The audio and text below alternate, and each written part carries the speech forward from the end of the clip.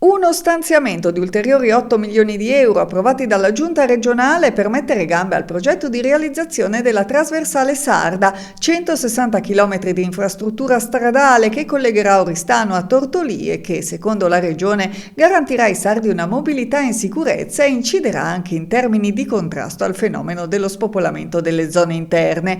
Ad annunciarlo oggi l'assessore regionale ai lavori pubblici Pierluigi Saiu, che questa mattina ha incontrato a Samugheo i sindaci dell'Oristanese, del Nuorese e dell'Ogliastra. 6 le idee progettuali presentate dalla società in house della regione, OIS, e dal gruppo di progettazione per l'infrastruttura.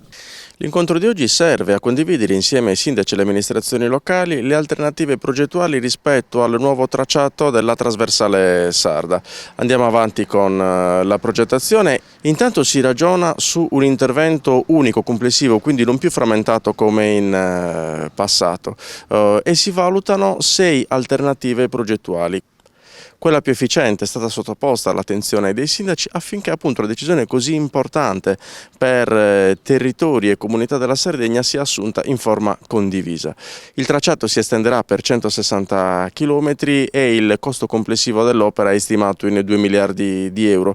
In questo senso la Regione Sardegna porterà la questione anche sui tavoli romani del governo affinché ci sia il sostegno, il supporto anche economico da parte dell'amministrazione dello Stato per quella che è l'infrastruttura viaria più ambiziosa che c'è nella nostra regione. Purtroppo veniamo da anni di abbandono dei tratti viari di competenza delle province e in questo territorio lo stato della viabilità provinciale è più degradato che in altri.